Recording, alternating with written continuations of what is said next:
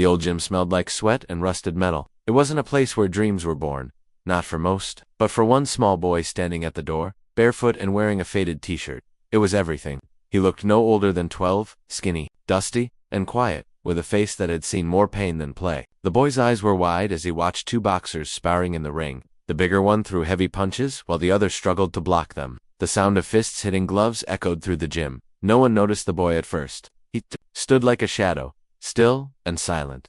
But then, a man behind the counter, old and tired looking with a scar under one eye, finally saw him. He walked over. "You lost, kid?" he asked. His voice was rough like gravel. The boy shook his head. Can I just watch?" The man looked him up and down. The boy's shoes were falling apart. His jeans had holes. His hands were dirty, but his eyes were sharp.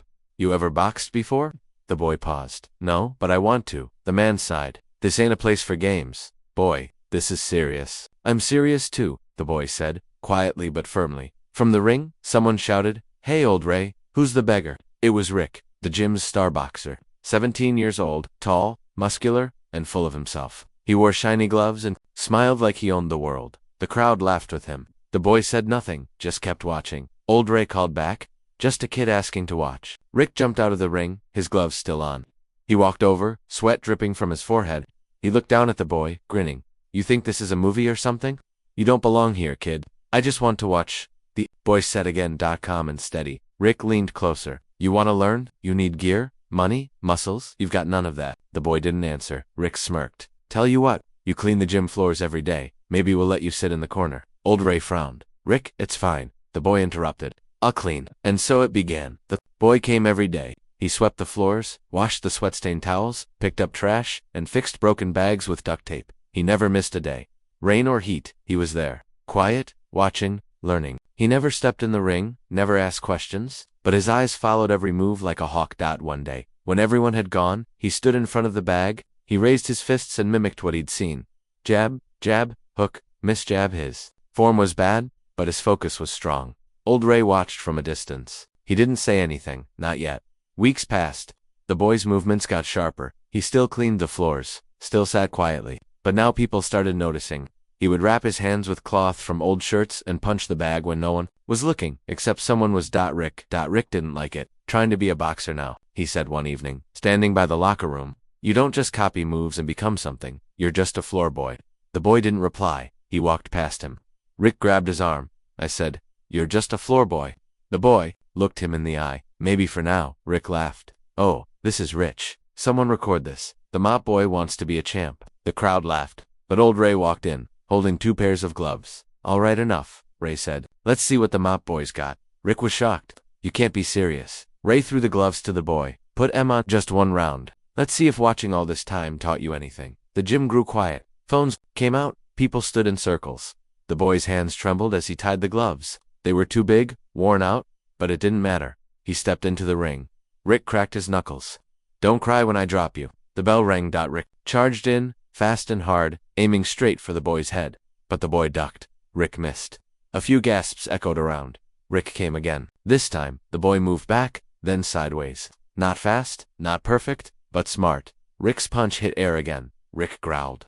"Stand still." He charged a 3rd time, and the boy raised his arm just in time to block. The force pushed him back, but he stayed on his feet. Time slowed. The crowd leaned in, then something changed. The boy stepped forward. Jab. Rick blocked. Hook. Rick blocked again. But his eyes flickered. This wasn't just luck. The round ended. Silence. No one expected the boy to last, but he did. Bruised, tired, but standing. Rick ripped off his gloves and stormed off. "This is stupid." People clapped, not many, but enough. The boy looked around, confused. Old Ray smiled for the first time. "What's your name, kid?" The boy hesitated. "Jay?" "Well, Jay," Ray said. "Come back tomorrow. We'll do this properly." Jay nodded. From that day on, he was no longer just the floor boy. Jay trained alone at first. Old Ray gave him old gloves, hand wraps, and a jump rope.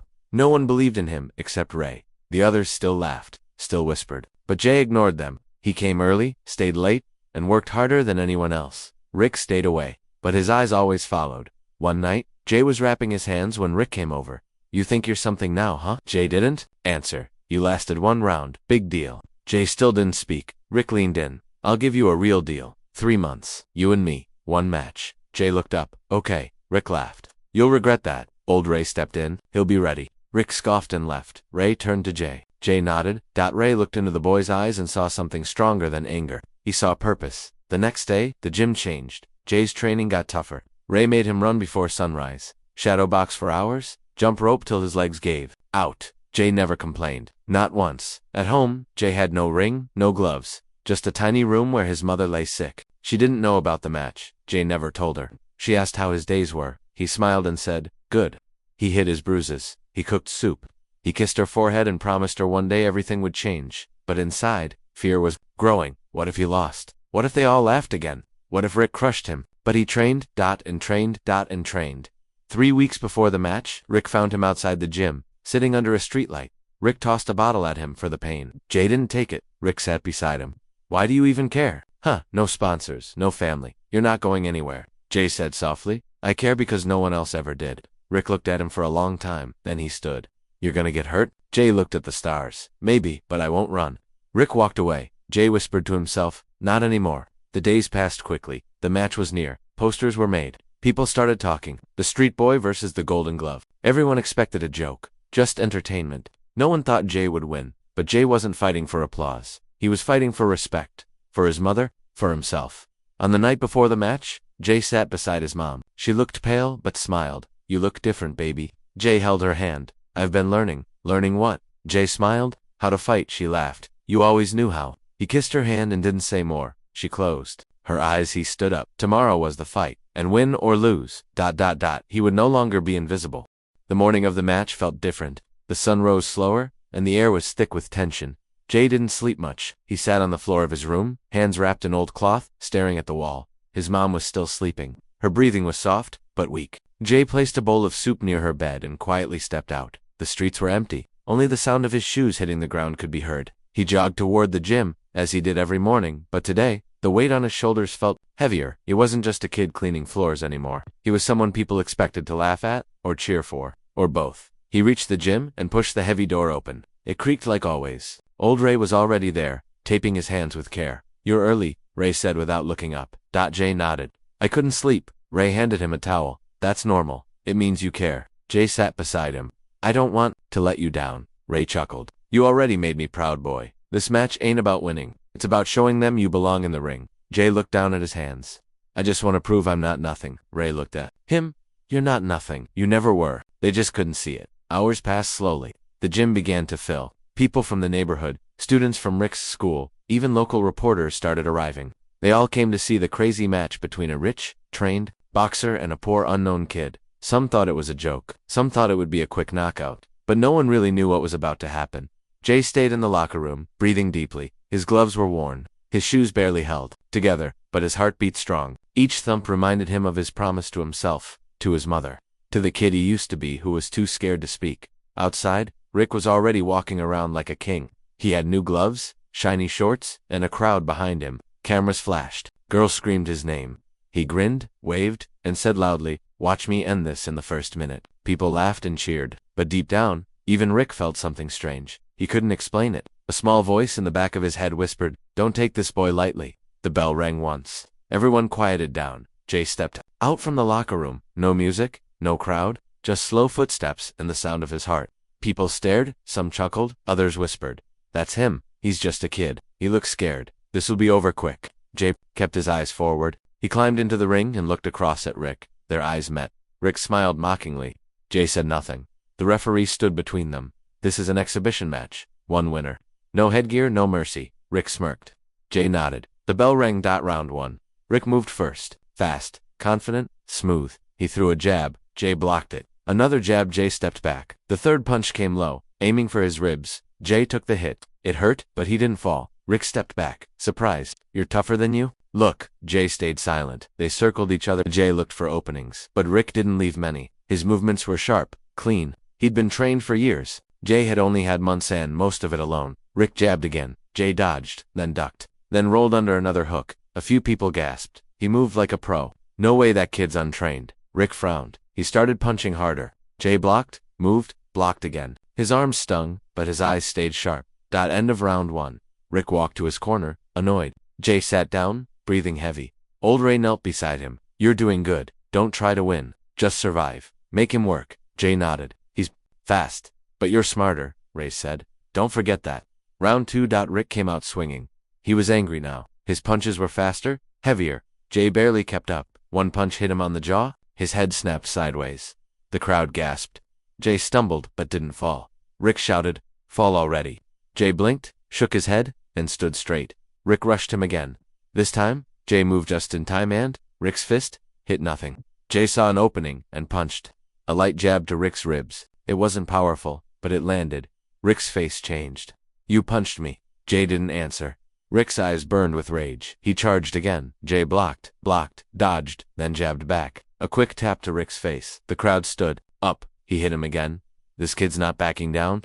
This is getting interesting. Rick lost control. He began punching wildly. Jay danced, shifted, blocked, took one hit, gave another. Round 2 ended. Rick stomped to his corner. He's lucky, that's all.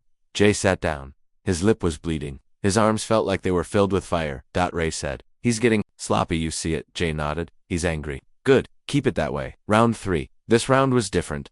Jay moved first. He stepped forward, jabbed Rick, then ducked. Rick threw a hook. Jay rolled under and hit his ribs again. Rick growled and punched hard, too hard. Jay slid sideways and countered. Another punch. Another dodge. Another hit. The crowd started shouting Jay's name. Jay, Jay, Jay. Rick couldn't believe it. The rich boy, the trained fighter, the star, being outboxed by the floor cleaner. He screamed and rushed and wild, unbalanced. Jay stepped aside. Rick fell into the ropes. The referee pulled them apart. People jumped from their seats. Rick panted heavily. His eyes were full of hate. "You'll regret this," he whispered. Jay replied, "You already do." Round 3 ended. Reporters began writing. Cameramen zoomed in. The internet started buzzing. Unknown kid shocks crowd. Local champion. Struggles. Street boy shows heart. In his corner, Rick's coach shouted at him. "Focus. Stop underestimating him." Rick didn't listen. In Jay's corner, Ray gave him water. "You're halfway there. Keep calm." Jay wiped his face. "He's falling apart." Ray nodded. "And you're rising." Round 4, the final round. Rick came out desperate. He tried everything: uppercuts, body shots, fake outs. Jay took a few hits. His ribs screamed. His eyes swelled. But he kept moving. Every time Rick missed, Jay struck. Jab, jab, step back, hook, block, counter. The gym was electric. No one laughed. Now they cheered for the boy who came from nothing with 10 seconds left. Rick threw one last wild punch. Jay ducked and hit back a clean, sharp right to Rick's chin.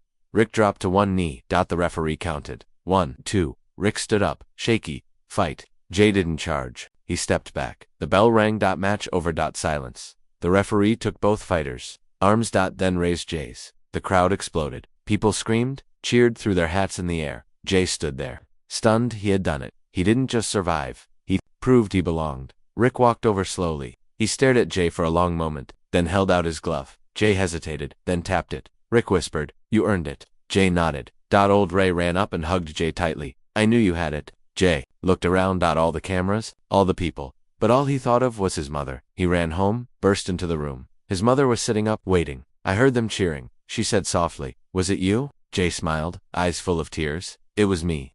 She opened her arms and he ran into the first time. He felt like he truly existed. He didn't need a trophy. He had something better. Respect, and the fight was far from over. The fight was over, but the real journey had just begun. Jay became the talk of the town overnight. His name was whispered in schools, shouted on streets, and even mentioned on local news. The street kid who beat the champion. People who once laughed at him now looked at him differently. Some with respect, some with curiosity, some with jealousy. But Jay didn't care about any of that. All he cared about was getting better, stronger, smarter, because he knew something big was coming next. And he wasn't going to stop now. At the gym, things had changed. The people who once called him floor boy now greeted him with nods and half smiles. Rick avoided him most days. But when their eyes met, there was no anger anymore, just something like quiet respect. Jay kept to himself, training harder than ever. Every punch he threw, every round he fought, was no longer just practice. It was a message. "I belong here." Old Ray had become more than just a coach. He was now like a second father to Jay. One morning, after a long session, Ray sat beside him, on the ring steps. "You did something rare, Jay," he said. "But now comes the hard part." Jay wiped sweat from his face. "What's that?" "Staying on top." Jay nodded slowly. "I'm ready." Ray looked him in the eye. "Good, because we've been invited to the city." Jay blinked. "The city?" Ray smiled. "There's a regional youth tournament. Real talent. Real scouts. I got you in." Jay's heart skipped a beat. "Me, you earned it." Jay felt a strange mix of fear and excitement. The city meant bigger fights, faster opponents, louder crowds, but it also meant opportunity. when he asked. 2 weeks. Jay looked down at his hands. I need to be better. You will be, Ray said. But there's one thing you need first. Jay looked up. Ray stood, walked to a locker, and pulled out something wrapped in cloth. He handed it to Jay. Jay unwrapped it, slowly, and froze. It was a brand new pair of gloves. Red. Strong, real leather. For me? Jay whispered. Ray nodded. You're not a mop boy anymore. Time to look like a fighter. Jay stood slowly, gripping the gloves like they were gold. Thank you, he said, voice shaking. Ray smiled. Don't thank me yet. Training's about to get tougher. And it did. The next 2 weeks were brutal. Ray pushed Jay to his limits, running miles in the morning, lifting weights in the afternoon, sparring until his legs nearly collapsed. There were days Jay could barely stand. His body ached, his hands blistered, but he never stopped. Not once. At night, he returned home, where his mother waited with soft eyes and warm soup. You look tired. She'd say, I'm getting strong. Jay would answer, and she'd smile, not fully understanding what was happening, but proud, all the same. One evening, as Jay lay on the floor, muscles sore and head heavy, he heard a knock at the door. He opened it and froze. Rick was standing there. Jay didn't know what to say. They hadn't spoken since the fight. Rick looked awkward, holding a paper bag. Brought something, he said. Jay stepped aside. You can come in. Rick entered and handed Jay the bag.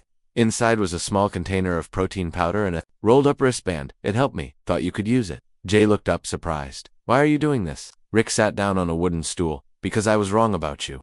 Jay stayed silent. Rick added. You didn't just beat me. You earned my respect, and that's not easy to admit. Jay nodded. Thanks. They sat in silence for a while. Then Rick said, You're going to the city, right? Yeah, Jay replied. You'll see guys better than me out there. Stronger, meaner. Don't let them break you. Jay looked him in the eye. I won't. Rick stood up, smiled a little, then left. Jay stared at the closed door for a long time. The city. It felt closer now. The night before they left, Jay sat with his mother again. I'll be gone for a few days, he said. Boxing? She asked. Softly. Jay hesitated, then nodded. A tournament, big one. She touched his face. You'll win. I know it. Jay smiled. Even if I don't, I'll fight with everything. She nodded. That's all that matters. Jay kissed her forehead and quietly packed his bag. The next morning, he and Ray boarded a small bus headed for the city. Jay looked out the window the entire time, watching the buildings grow taller, the streets get busier. His heart beat fast. This was new. This was big. The gym in the city was massive. Bright lights, shiny floors, rows of lockers, huge rings. Fighters from all over had come. Some looked twice Jay's size. Some wore fancy gear and had their own coaches. Jay felt small, again, but Ray put a hand on his shoulder. You've fought giants before, he said. This is no different. Jay nodded, trying to believe it. The day of the tournament arrived quickly. The gym was packed. People filled the stands. Scouts with clipboards sat near the ring. Announcers shouted names into microphones. Jay stood in the warm-up area, hands shaking slightly. You okay? Ray asked. Jay took a deep breath. I will be. They called his name. Next up, Jay from Ironside Gym versus Luis the Machine Garcia. Jay stepped into the ring. The crowd wasn't cheering for him. Luis looked strong, fast, dangerous, but Jay didn't flinch. Round 1 began. Luis came in, quick punches flying like bullets. Jay blocked, dodged, took a few hits but stayed up. Then, he countered. Sharp jab, body shot, step back. Luis smirked. You're quick. Jay didn't reply. He was focused. Round 2, Luis came harder. Jay slipped, fell, got back up. Crowd roared. Ray yelled, keep moving. Jay danced around, found his rhythm, landed a combo. Luis staggered. Crowd gasped. Crowd gasped. End of round 2. Round 3. Both fighters breathing heavy. Jay's eye was swelling. His lip cut. Luis charged. Jay ducked. Hook, hook, jab. Step back. Luis hit the canvas. Ref counted. Luis got up at 6. Jay didn't attack. He waited. Luis came again. Wild. Jay dodged. Then hit a clean shot to the ribs. The bell rang. Match over. Ref raised Jay's hand. He won. The crowd clapped. Louder this time. A scout took notes. Ray hugged him tight.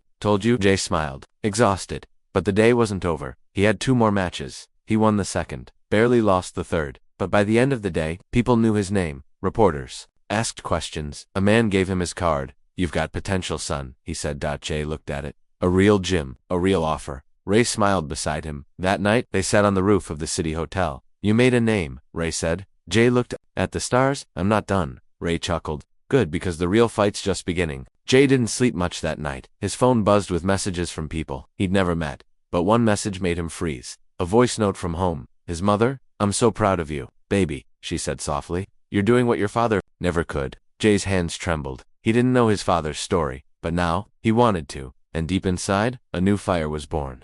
The city tournament changed everything. Jay was no longer just a name whispered in a dusty gym. He had proven himself among the best young fighters in the region.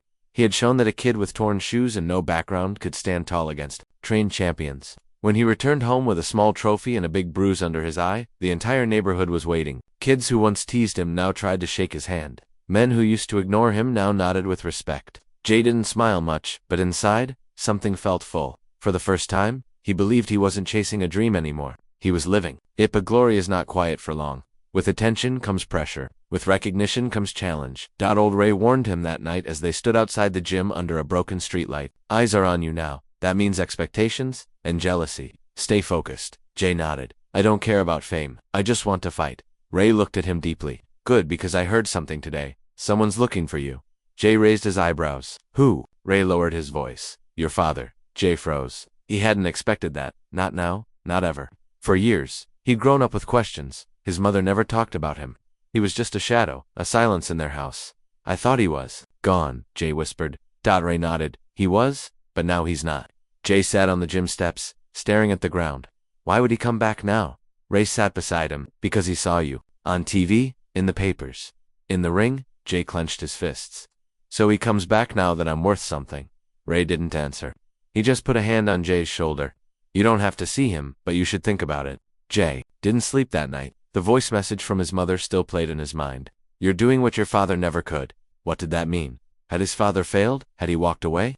Jay had too many questions and too few answers. The next day, Jay asked his mother. She was sitting near the window, sewing a torn pillow cover. Jay sat on the floor beside her. Ma, can I ask you something? She looked at him gently. Of course, my father. Why did he leave? She paused. Her fingers stopped moving. The thread dangled in silence. He was a fighter, she said slowly. Just like you. But he wasn't strong inside. He loved the fight more than the family. He lost himself. Jay listened quietly. When you were 2, he left to chase some big match in another city. Never came back. No calls, no letters, nothing. I waited for a year, then I stopped. Jay looked down, and now he wants to see me. She nodded slowly. I know. He called yesterday, said he saw your name. Jay felt a mix of anger and confusion. Do you want me to meet him?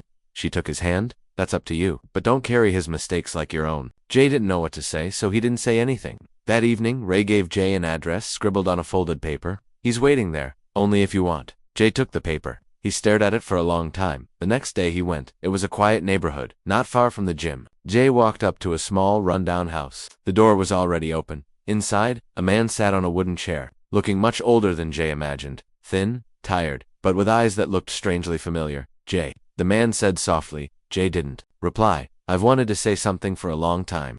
Jay folded his arms. Why now? The man nodded slowly. Because I was a coward before. I left your mother. I left you. I thought chasing fights would make me a man. I was wrong. Jay stood silently. I watched your match. You fight better than I ever did.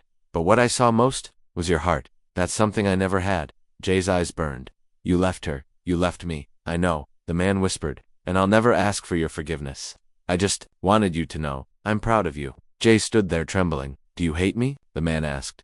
Jay shook his head. I don't even know you. He turned and walked out. That night, he sat with his mother. I saw him. She waited. I don't think I'm angry anymore. Just empty. She touched his face.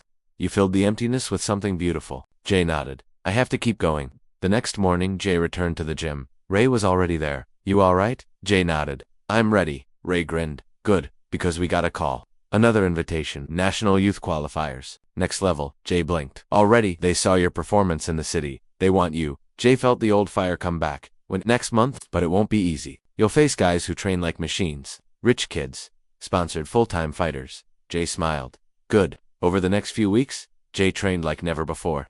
Ray brought in sparring partners. Jay studied videos. He worked on footwork, timing, defense, endurance. The entire gym watched in awe. Even Rick returned a few times, joining Jay in late-night workouts. They didn't talk much, but they pushed each other like brothers. One night, after a brutal session, Rick handed Jay a towel. You think you'll win? Jay took a sip of water. I don't know, but I'll fight like I can. Rick nodded. That's all that matters.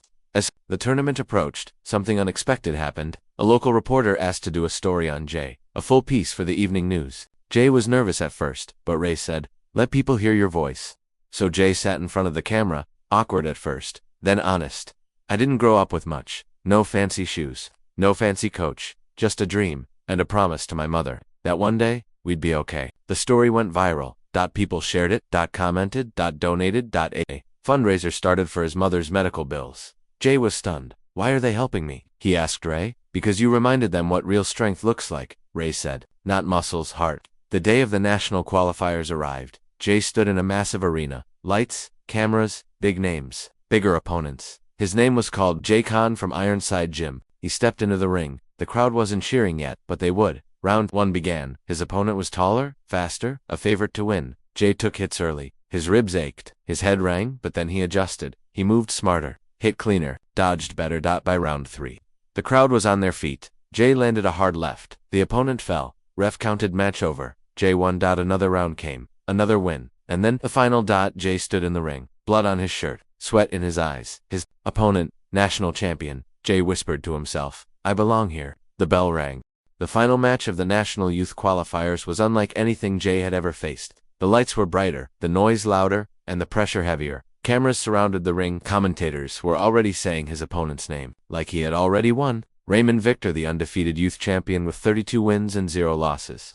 Jay stood on the other side of the ring, gloves tight, jaw clenched, chest rising with deep breaths. His face was still bruised from the last fight, and his ribs ached, but his heart beat steady and strong. This wasn't about being the best, it was about proving, once again, that he could stand where no one thought he belonged. The bell rang. Round 1. Raymond moved like lightning. He didn't charge, he danced. His footwork was like music, smooth, fast, perfect. His jabs came out of nowhere. One hit Jay's face, another tapped his shoulder, then a clean shot to the stomach. Jay staggered slightly, but he didn't fall. He focused. Watched. Learned. He realized Raymond wasn't just fast, he was clever. He played mind games, faked left, punched right. Jay blocked a few, missed others. By the end of the round, he was breathing hard, but so was Raymond. In the corner, Ray gave Jay ice and water. Don't chase him, let him come to you. He's flashy, but he's impatient. Jay nodded. He spit blood into a bucket and stood up again. Round 2. Raymond threw a combo jab, uppercut. Jay ducked, blocked, countered a hook to the ribs. Raymond stepped back, eyes narrowed. For the first time, Jay saw something in the champion's face. Surprised. Jay smiled. He started moving more. His body was sore, but he trusted it now. He ducked under another punch, then landed a light jab to Raymond's jaw. The crowd roared. Jay heard someone shout his name. He stayed focused. End of round 2. This time, Raymond looked at him differently. You're not bad, he muttered. Jay wiped sweat from his brow. Neither are you. Round 3. Both fighters moved quickly. Raymond wasn't smiling anymore. He fought seriously now. Harder punches, more pressure. Jay took a hit to the ribs, then one to the temple. The world spun. For a second he grabbed the ropes. Ray shouted, breathe. Jay, breathe. Jay closed his eyes for half a second and grounded himself. Raymond charged. Jay skid landed a clean punch to Raymond's shoulder, another one right to the chest. The bell rang. Raymond sat in his corner. Breathing heavy, his coach slapped his shoulder. Don't play anymore. Finish him. Jay leaned into Ray's ear. I can see his rhythm now. Ray nodded. You're reading him. Jay looked up. Last round. Ray grinned. Last round. Round 4. Raymond threw everything. He had fast punches, angled jabs, pressure. Jay blocked most. Took a few, but gave more. 2 shots to the body, 1 to the chin. Then a sidestep and a jab. Raymond stumbled. The crowd gasped. Jay paused, then attacked a clean uppercut. Raymond's knees bent. He dropped to the mat. Ref counted 1, 2, 3. Raymond stood at 7. Jay stepped back. Let him breathe. Raymond nodded once. You're something else. Jay didn't speak. They touched gloves one last time. 10 seconds left. They both swung. Missed, blocked, then dash. At the last second, Jay landed a hook that made the whole crowd jump. Bell rang. Match over. Everyone waited. The ref took both fighters' wrists. Then raised Jay's hand. The crowd exploded. Jay didn't smile. He just looked at the sky, his body trembling. He had done it. He was the new national youth champion. After the match, reporters crowded around him. How does it feel? Did you ever expect this? Where did you train? Jay answered quietly. In an old gym with a coach who believed in me, and a mother who never gave up on me. Cameras flashed. Ray came up, placed the gold medal around DJ's neck. You earned it, kid. Jay hugged him. For the first time he allowed himself to cry. That night, Jay returned home. He opened the door to find his mother sitting in her chair, eyes full of tears. You did it, she whispered. Jay knelt beside her and placed the medal in her lap. No, Ma, we did it. She held him like she did when he was a boy. No trophies. No cameras. Just warmth. Love. Victory. The next morning, Jay woke up to a call. An international boxing academy wanted to train him. A full scholarship, travel. Real career. Jay stared at the message. This was it. Everything he had fought for, but he looked at his mother weak, smiling, holding his medal. He looked at the walls of their home cracked but filled with memories, and he knew this was just the beginning. The sun hadn't even risen when Jay sat on the rooftop, medal in hand, staring out over the quiet city.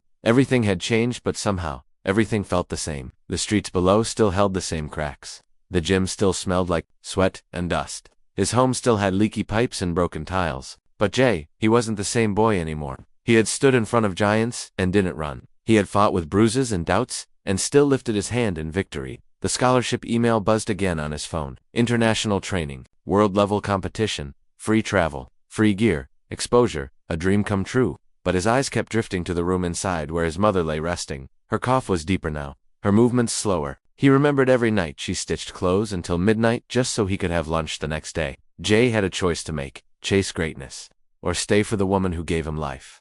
Ray noticed Jay was quiet that day. You thinking about the offer? Jay nodded. Yeah, what's holding you back? Jay took a breath. My mom's sick, worse than she shows. I can't just leave her behind. Ray leaned against the wall. I get it, but don't think staying means giving up. There's more than one way to rise. Maybe you don't go now. Maybe you build something here. Jay raised an eyebrow. Build what? Ray smiled. What you never had. A gym that welcomes kids like you. The lost ones, the ones nobody believes in. Jay stared at him. You mean, start my own gym? Ray nodded. We fix this place up, train others, build fighters from scratch.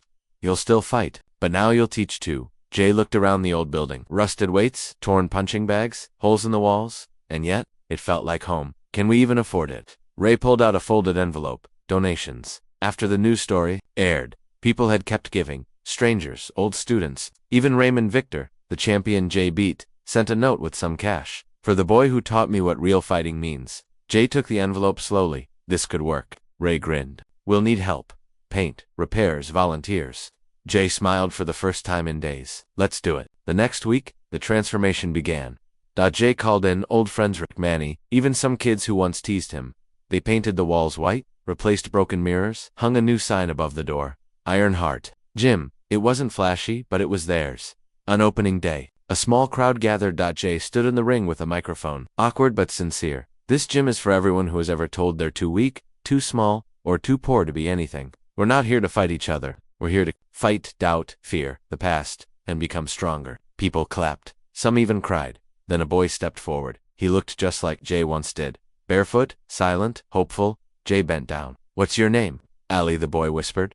Jay smiled. Welcome, Ali. From that day on, Jay's life changed again. He still trained, still ran miles every morning, still fought in weekend tournaments, but now, every afternoon he trained others. Ali was the first. Then came Sana, a girl with a stutter but a strong left hook. Then Bilal, a shy teen who had been bullied for years. The gym became more than a gym. It became a family. People started calling Jay, Coach. He laughed at first, then accepted it, but challenges didn't disappear. One evening, Jay found his mother unconscious on the kitchen floor. He rushed her to the hospital. Doctors said her condition was serious. We need long-term treatment, one said. Jay didn't hesitate. He used every rupee he had earned, canceled a tournament abroad, focused only on her. Every day, he sat by her bed, reading her old books, telling her stories from the gym. One night, she opened her eyes and smiled. Weakly. You didn't have to stay, she whispered. Jay took her hand. You never left me. How could I leave you? Tears rolled down her cheeks. You're already a champion, she said softly. But now, you're something more.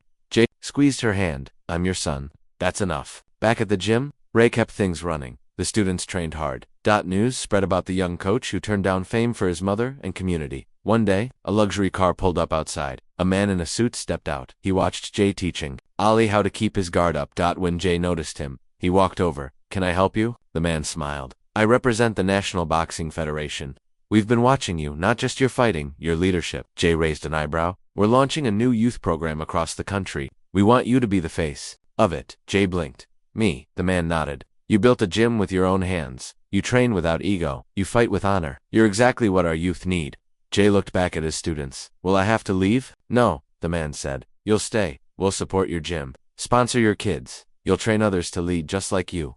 Jay took a deep breath. This was everything he ever dreamed, but different. Night, he sat with his mother, told her everything. She smiled. I always knew your story would help others, Jay chuckled. It's still being written. She touched his cheek. And every word matters. The next morning, Jay stood before his class. Big news, he said. We're going national. That means new equipment, new tournaments, and yes, more work. The kids cheered. Ali raised his glove. Coach, will we be like you one day? Jay smiled. Better than me? Then he looked around, at the bags, The gloves, the mirrors, the scars, and felt something stronger than victory. Purpose. The monsoon season had arrived, and with it came rain that didn't stop for days. The streets filled with muddy water, but the Ironheart gym stayed open. Every morning Jay unlocked the door early, swept the rainwater from the corners, and waited for his students. They still came. Soaked shoes, wet clothes, but bright eyes. That week, Ellie landed his first clean punch in the ring. Sana held her own for 3 straight rounds. Bilal finally stopped flinching when someone raised their glove. Jay was proud, but something else was on his mind. An envelope sat on his desk. Inside was an invitation. Asia Youth Masters Tournament, Bangkok, Thailand, all expenses paid, sponsored travel, international competition. It was the biggest amateur event of the year. Jay had dreamed of fighting there since he was a child, but now, things were different. He had students, a gym. His mother, though recovering still, needed care, and yet, something in him itched for the ring again. Ray noticed. You should go. Jay shook his head. What if something happens here while I'm gone? Ray smiled. Then we handle it. You've built more than a gym, Jay. You've built leaders, they'll carry it. Jay looked out the window, rain sliding down the glass. It's not just the gym, it's everything. I feel guilty leaving. Ray placed a hand on his shoulder. Fighters need to fight. It's in you. You too. Don't leave to escape us, you. Fight to honor us. That night, Jay told his mother. She didn't even blink. Jay frowned, but she cut him off. You carry our story in your fists. Let the world see it. So Jay accepted the invitation. The flight was long. The hotel was grand. But Jay felt alone. Foreign streets. New language. Unknown faces. Then he stepped into the tournament. Arena, hundreds of young fighters from over 20 countries. Noise. Banners. Cameras. He tightened his gloves and breathed deep. Round 1 was tough. A tall fighter from Kazakhstan with long reach and fast feet. Jay took a hit to the lip early on. Blood, but he didn't back down. He studied. Adapted. By the second round, he found his rhythm. Body shots. Dodges. A clean right hook. Victory. Round 2, he fought a power hitter from South Korea, took 2 punches to the ribs, nearly fell, but he remembered Ali's first punch, remembered Sana's determination, remembered his mother's hands, sewing late into the night. He didn't quit. He won. Each day, a new opponent. Each fight harder than the last. He wrapped his knuckles tight every morning, warmed up under harsh lights, carried pain in his muscles, but joy in his heart. He made it to the finals there. Waiting in the opposite corner was a fighter named Tenzin from Nepal. Silent, strong. He had knocked out every opponent in under 2 rounds. As Jay stood before him, he felt something familiar in Tenzin's eyes. Hunger, pain, purpose. The bell rang. Tenzin attacked fast. Strong arms, sharp elbows. Jay defended. Moved. Countered. But it wasn't enough. By the end of round 1, Jay had a swollen eye. His jaw ached. Ray wasn't here. His mother wasn't watching. He was alone, but not really. He closed his eyes in the corner. He saw the gym, the dusty mats, the mirrors, the kids' laughter. He saw his mother's smile. Ray's voice, Ali's excitement. He opened his eyes. Round 2. Jay changed his style. He didn't wait. He attacked body, chin, shoulder. Tenzin staggered, but didn't fall. They exchanged punches. Sweat flew. Blood dripped, but neither quit. The bell rang. 1. Final round. Everything hurt. Jay's ribs, his legs, even his fingers. But he stood. Tenzin did too. They nodded to each other. Respect. The last round was war. Every punch carried story. Jay fought for his mother, his street, his gym, every moment of humiliation and struggle. Tenzin then fought for his mountain village, his father, lost in an earthquake. His people, they gave everything. In the final 10 seconds, Jay ducked under a punch and landed a clean uppercut. Tenzin froze, wobbled, stayed up. The bell rang. The match was over. Both boys stood silent, exhausted, shaking. The ref stepped forward. Raised one hand. Jay, single quotes S. The crowd erupted. Jay didn't cheer. He walked over, hugged Tenzin. Thank you. He whispered. Tenzin nodded.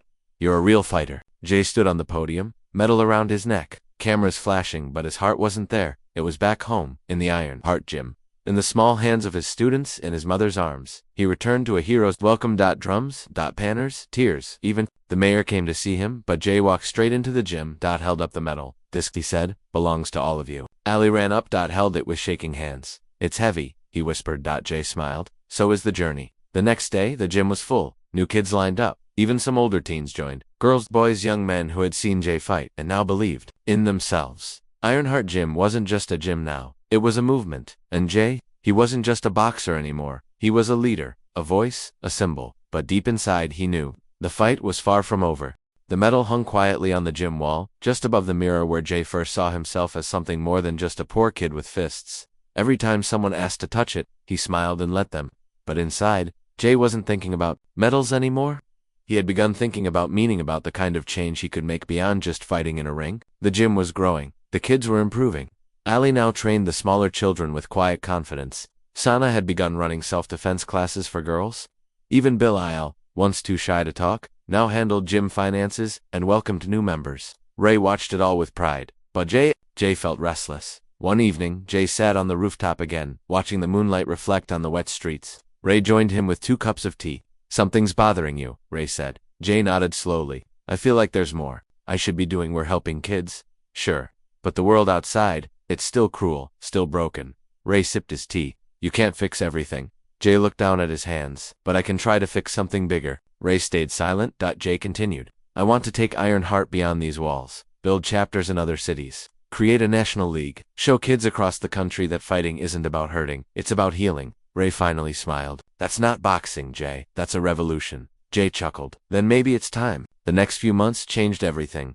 Jay began meeting local leaders, teachers, social workers, and small sponsors. He pitched his vision: build community gyms in low-income areas across the country, each based on the Ironheart model: discipline, respect, courage, and care. The response was mixed. Some loved it, some laughed at him. "You're just a boxer," one businessman said, "not a nation builder." Jay smiled politely. "But I built something from nothing. That's a start." He didn't let the rejections stop him. He used his tournament prize money to set up the second gym in a nearby town where crime and hopelessness ran deep. Within 2 weeks, 20 kids signed up. The mayor called it a miracle. Then the news picked it up. Young fighter turns gym into national movement. More donations arrived. Volunteers offered time. Retired fighters offered training support. Ironheart spread to 4 cities in just 3 months. But with growth came resistance. One day, Jay arrived at the main gym and found the front door shattered, walls spray painted. Inside, punching bags were cut open, and the metal had been stolen. His heart sank. Ali stood beside him, fists clenched. Who did this? Jay didn't answer. He knew. A local gang had approached him weeks earlier. They offered protection in exchange for money. Jay refused. "This gym saves kids from becoming criminals," he had told them. "I won't fund the very thing we're fighting now." They were sending a message. Ray patched the windows. The community painted over the graffiti, but the metal was gone. That night, Jay sat in the ring alone, staring at the empty space on the wall. His mother walked in quietly. Wearing her shawl, she sat beside him and said softly, "You can hang medals again, but what you've built in people's hearts, no one can steal that." Jay nodded, but the fire in his chest burned brighter. The next day, he called a press conference. Standing in front of flashing cameras, he spoke calmly. "We were attacked, not by people who hate us, but by those afraid of what we're becoming. We are not afraid. We will not stop. And we will not fight hate with hate. We will answer with unity." The clip went viral. Within hours, donations tripled. Volunteers came from other cities. A sponsor offered to replace all stolen equipment. Even Raymond Victor, the former champion, sent a video message. "Jay, you are the kind of fighter I once pretended to be. I stand with you." That weekend, Jay hosted the first Ironheart Youth Tournament. Over 200 young fighters came from all 5 gyms. The arena was a school courtyard. The ring was old, the gloves were mismatched, but the spirit, unshakable.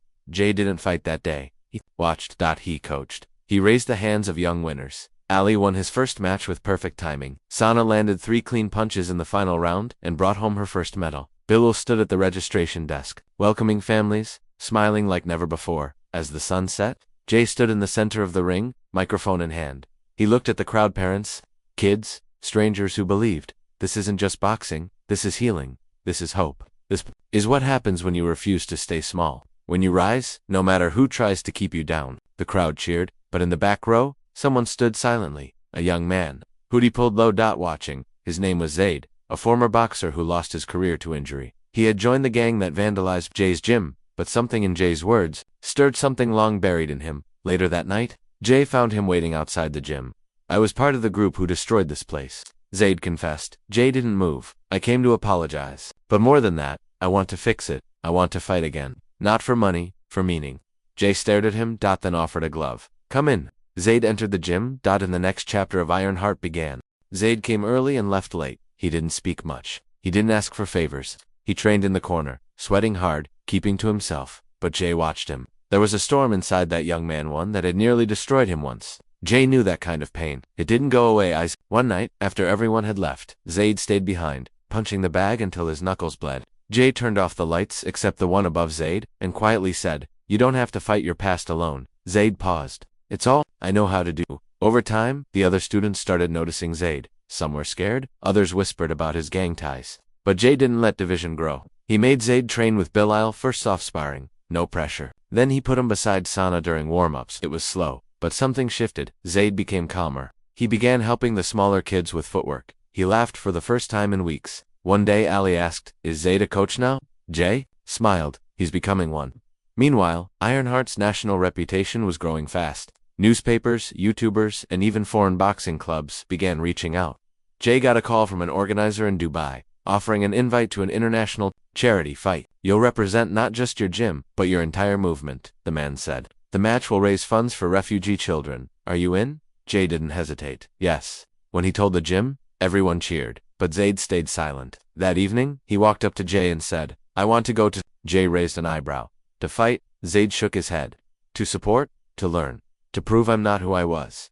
Jay nodded. "Pack your bag." Dubai was a new world.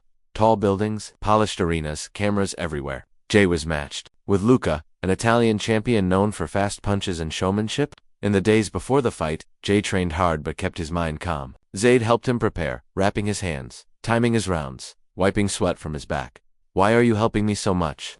Jay asked one night. Zayd looked him in the eyes. "Because you didn't turn your back on me when everyone else did." The night of the fight came. The arena lights were bright, the audience full. The announcer's voice echoed in the red corner. "The champion of heart and grit, Jay from Ironheart Gym." The crowd cheered. Jay stepped forward, focused, calm. Across the ring stood Luca, confident, flashy, smirking. Round 1 began. Luca danced around, throwing fast jabs. Jay kept his guard up. A punch slipped past, hitting Jay's temple. The crowd gasped. Jay blinked, shook it off. He countered. A jab to the ribs, but Luca was fast, too fast. The bell rang. Round 2. Jay changed pace. He stepped in closer. Body shots. Hooks. Luca frowned, caught off guard. Jay could feel momentum shifting, but then bam, a sharp uppercut from Luca sent Jay stumbling back. He barely stayed on his feet. Zayd shouted from the corner, "You've taken worse. Remember who you are." Jay closed his eyes for a second. He remembered the dusty gym, Ali's first punch, his mother's stitched clothes, the medal that was stolen. He opened his eyes, fire blazing. Round 3. Jay came alive. He blocked, slipped, and struck back. His punches now had rhythm like music. Left, right, body, chin. Luca began to tire. Jay didn't stop. In the final 10 seconds, Jay landed a hook so clean the whole arena stood. Luca stumbled. The bell rang. Judges talked. Scores were shown. Split decision. Winner, Jay. The arena erupted. Zayd ran to him, lifted him up. Jay didn't smile wide. He bowed. Later, at the press conference, a journalist asked, "Jay, you've become a national hero, but you still talk like a student. Why?" Jay answered softly, "Because the fight is never over, and real fighters never forget where they started." Back home, things were changing. A famous foundation offered to fund 5 more gyms under DH leadership. Jay accepted. On one condition, each gym must have at least one coach who once lived on the street. "We're not just training fighters," he explained. "We're rebuilding lives." Zayd was offered the head coach position at the new Karachi branch. He couldn't believe it. Jay hugged him. "You earned it." Meanwhile, Ali was growing stronger. Sana had started mentoring girls who had survived abuse. Bilal was working with local schools to include boxing and after-school programs. One evening, while Jay cleaned the old mirror, he saw a new flyer on the wall. Ali had pinned it there. It read, "Ironheart, Youth League." Jay turned. Ali grinned. "You taught us to fight. Now we're teaching others." Jay sat down, overwhelmed.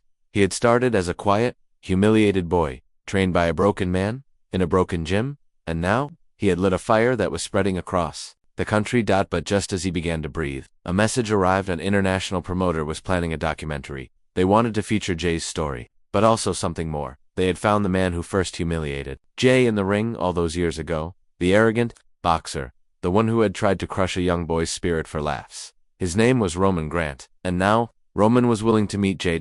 Maybe even face him again. This time, the world would be watching. Jay stood in silence after reading the message. Roman Grant, the man who once made him feel worthless, the man who laughed when the crowd booed, the man who, without throwing a punch, had wounded Jay deeper than any fist ever could. And now, after all these years, Roman wanted a meeting. Jay wasn't angry. He wasn't afraid. But something inside him tightened like an old scar, aching before a storm. Ray noticed it first. Jay seemed distracted in training, less focused, slower. One evening, Ray sat beside him and asked, "You've faced champions? You've built an army of hope. Why does one man still shake you?" Jay didn't answer for a moment. Then he said, "Because he didn't just beat me. He made me doubt who I was. That kind of wound runs deep." Ray nodded. "So go see him. Not for revenge, for closure." The documentary team arranged the meeting in London, inside an old boxing gym that now served as a museum of forgotten fighters. Jay walked in calm but alert. Roman was already there, older now, his beard gray, a limp in his left leg. He extended his hand. Jay shook it. "I saw what you built," Roman said. "It's impressive. More than I ever did." Jay looked around. "You could have done this too." "Why didn't you?" Roman sighed. "Because I was chasing applause. You were building something real. I didn't know who I was outside the ring." "You did." Jay stayed silent. "I was told you might fight me," Roman added. "An exhibition. Just for the cameras." Jay stared at him. "You want to fight me now?" Roman smirked. "I want to face the man I once laughed at. Maybe give him the ending he deserved." Jay didn't smile. He didn't shake hands again. He just said, "We'll see." Back in Pakistan, the news exploded.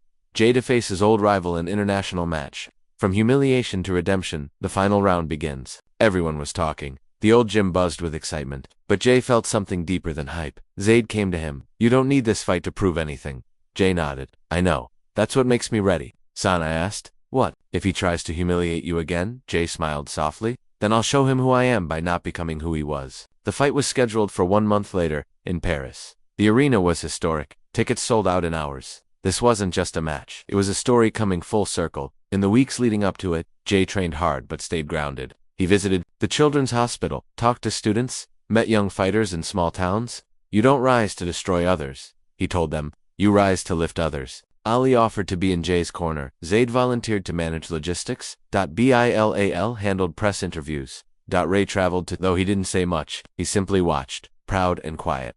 The night before the fight, Jay visited a nearby mosque. He didn't ask for victory. He asked for peace. For strength to walk into the ring without hate in his heart. Fight night arrived. Jay entered the arena in silence, wearing a plain black robe. Roman entered with music. Lights, crowd cheering. Jay didn't look at him. The bell rang. Round one. They circled each other. Jay kept his stance tight. Roman swung fast, still skilled. A jab grazed Jay's cheek. Another near his ribs. Jay stayed calm. He remembered breathing. Patience. Respect, Roman taunted. "You're still slow, kid." Jay smiled and whispered, "But I'm not scared anymore." Round two. Jay began, moving forward. 1, 2, jab. Hook. Roman blocked well, but his knees faltered. Jay didn't rush. He gave Roman room to recover. Even the crowd noticed. Respect was being shown. Round 3. Roman swung hard, desperate now. Jay ducked. Countered. Landed. A clean shot to the body. Roman winced. Jay stepped back. The bell rang. No knockouts, no showboating, just two fighters with something to prove to themselves after 6 rounds. The judges spoke. Split decision. Winner. Jay. The crowd clapped politely, not wild, but sincere. Roman raised Jay's hand himself, then whispered in his ear, "Thank you for not becoming me." Jay nodded. They hugged. Backstage, reporters swarmed Jay. "What do you feel right now?" He smiled. "Free." That night, Jay didn't celebrate with fireworks. He went to a quiet cafe with Ray, Zaid, Ali, and Sana. They laughed. They remembered the old days. Jay looked around the table and realized this was the real prize. The next morning, Jay gave a speech at a local youth conference. He stood on stage, wearing no gloves, no robo-jest, a simple white shirt. He said, "Years ago, a boxer made me feel small. I thought I had to beat him to be big. But today, I know, greatness isn't about punching harder, it's about forgiving deeper. It's about rising without stepping on others." That's what Ironheart means. The audience stood in silence. Some clapped, some cried, some left changed. Jay flew home the next day to a hero's welcome. But in his heart, he had already moved on. Because now, the final chapter wasn't about winning. It was about what he would leave behind, and who would carry the flame next. Jay returned home, not as a champion in the ring, but as a man at peace. His final match with Roman Grant had been fair, clean, and full of respect. The world saw a fighter who didn't need revenge to win. But something inside Jay felt different. Now the hunger to fight had calmed. He wasn't tired, but he was full. As he walked into the old Ironheart gym again, the dusty smell, the punching bags, the chalk on the floor, they still felt like home. But he knew his purpose had grown beyond these 4 walls. The gym was busier than ever. New kids trained every day. Local schools had started sending troubled teens to Ironheart as a positive outlet. There were now 5 gyms across the country: Karachi, Lahore, Peshawar, Quetta, and Islamabad, all led by coaches trained under Jay. Each gym had its own story. In Quetta, a girl who had once begged for food was now preparing for nationals. In Karachi, Zaid had transformed ex-gang members into disciplined mentors. Jay visited them all, quietly observing, gently guiding. But one day, in the Islamabad gym, something unexpected happened. A boy named Hamza, only 13, stepped into the ring for his first spar. He was nervous, sweating, shaking. His opponent was a tall 15-year-old, overconfident and careless. Within seconds, the bigger boy threw a punch to hard Hamza fell nose, bleeding. The room went silent, but Hamza stood up, shaking, crying, and whispered, "Again." Jay saw himself in that boy. He called him over afterward and asked, "Why didn't you stop?" Hamza looked down. "Because I promised my sister I'd never run again." Jay placed a hand on his shoulder. "Come to the main gym in Lahore. I want to train you myself." Word spread fast. Jay was training a new fighter. Journalists, influencers, even retired athletes began visiting Ironheart. But Jay wasn't chasing attention. He was testing something. Hamza had fire but also humility. He cleaned the gym before training. He listened more than he talked. And he never bragged, even when he began winning matches. Weeks passed. One evening, as Jay watched Hamza shadowbox under a flickering light, he turned to Ray and said, "He's the one." Ray raised an eyebrow. "The next champion." Jay shook his head. "The next Ironheart?" But just as the future looked bright, darkness knocked again. A call came late at night. There had been a break-in at the Karachi. Jim's aide had tried to stop the intruders. Alone, he was stabbed in critical condition. Jay dropped everything and flew to Karachi. The hospital room was silent, except for the beeping of machines. Zaid lay motionless, wrapped in bandages. Jay held his hand. "You saved lives. You don't need to fight anymore," he whispered. Zaid's eyes opened slowly. His voice was weak. "Don't let them break it." Jay squeezed his hand. "I won't." But inside, he burned with guilt. He had left his brother to guard the dream alone. Outside the hospital, dozens of kids stood silently, holding signs that read, "We are Ironheart." Jay walked through them with tears in his eyes. He realized something, that night he couldn't protect everything forever. He had to pass the flame. 2 days later, he returned to Lahore and called a meeting. All coaches, all students, all supporters. "I won't stop building," he told them, "but I can't be the only pillar." He looked at Hamza. "I believe you can lead the next generation, but you won't do it alone." He pointed to Ali, now taller, stronger. "To you, for being my first lesson."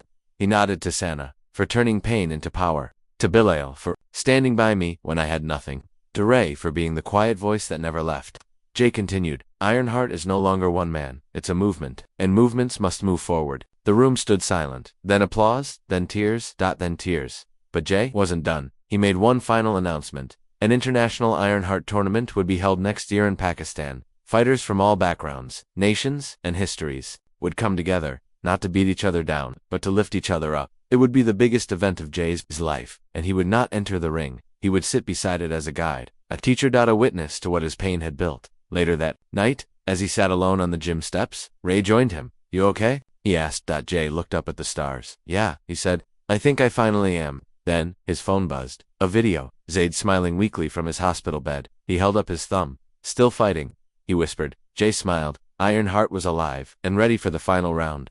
1 year later, the world was watching. From New York to Nairobi, from small villages in Pakistan to bright cities in Europe, everyone knew about the Ironheart International Tournament. It wasn't just a competition, it was history, a dream. Once born in the heart of a barefoot boy had now grown into something that touched millions. The stadium in Lahore had never seen anything like it. Flags from 32 countries waved in the warm wind. Fighters arrived with pride, not ego. They weren't there to destroy each other. They were there to honor something bigger: resilience, respect, rebirth. Jay sat quietly in the VIP section, not in a suit, not in gold, just a simple Ironheart t-shirt. Cameras kept pointing at him. The crowd chanted his name again and again, but Jay didn't stand. He only smiled, hands folded. Because this time, it wasn't about him. Hamza, now 14, stepped into the ring for the opening match. His opponent was taller, older, and fast, but Hamza had learned more than just boxing. He had learned patience, dignity, control, round after round. The crowd gasped at Hamza's composure. And in the final round, when he was knocked down, he stood not in rage, but with calm in his eyes. He nodded to his opponent. They touched gloves, and finished the round as equals. He didn't win gold that day, but everyone remembered him because he carried something inside him that couldn't be measured in points. After the match, as the crowd clapped, Jay finally stood. He walked slowly to the center of the ring, not as a fighter, not as a messenger. He held the mic in both hands, and looked around the silent stadium. "You all know how this began," he said softly. A boy walked into a gym. Dirty, broken, afraid. He didn't have a name. He didn't have a father. He didn't even have shoes. But he had a reason. People leaned forward, breath held. Jay continued. That reason wasn't revenge. It wasn't medals. It was hope. A small hope that maybe, just maybe, pain could become purpose. He paused, and now, here we are. He turned to the young fighters. Some of you come from war, some from poverty, some from homes that never felt like homes, but today, look around you. You are not your past. You are not your pain. You are proof that fire can build, not just burn. Tears filled many eyes. Jay's voice trembled now. I used to think that the world laughed at me, that I had to become someone big to make them stop. But the truth is, I was never small. I just hadn't found my voice yet. He turned slowly, looking at the crowd. You gave me that voice. You gave me that strength. Now it's time I give it back. He looked at Hamza. At the end of this tournament, I will retire completely from all public roles. No more press. No more speeches. Because Ironheart doesn't need a face. It needs a future. A gasp spread through the crowd. But Jay smiled.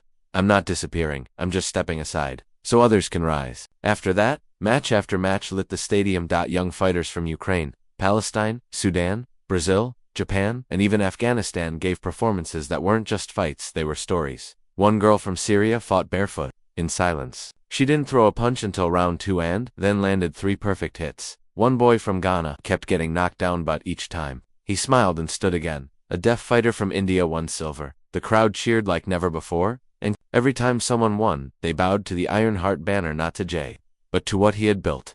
On the final night, Hamza entered the ring again for the exhibition closing bout. His opponent, a former world youth champion from France. They weren't fighting to win, they were fighting to show what Ironheart stood for. No insults, no arrogance, just skill, heart, and unity. Jay watched every second, not blinking. It ended in a draw. The crowd rose, every person standing. They weren't just clapping for the match, they were clapping for the journey. Backstage, Jay stood beside Hamza and placed the final Ironheart chain around his neck. You're ready now? He whispered. Lead teach heel. Hamza, eyes shining, nodded. I'll protect what you gave us. Jay smiled. I didn't give it to you.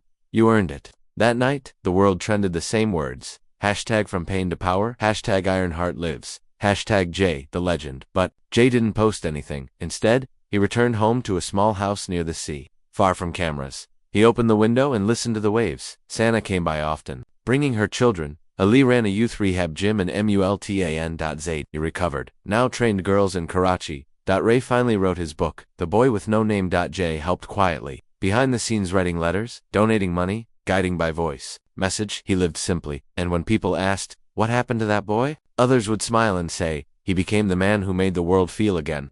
One day, a young reporter tracked him down. She asked gently, if you had one message for the next generation, what would it be? Jay sat quietly for a moment, then said, the world may try to break you, laugh at you, ignore you, but yes, you are stronger than you think. Your pain is not your prison, it's your power. She turned off the mic. But what if they never believe in themselves? Jay stood and picked up a small stone. Then we believe in them. Until they do? And he walked away. Slow, peaceful, free.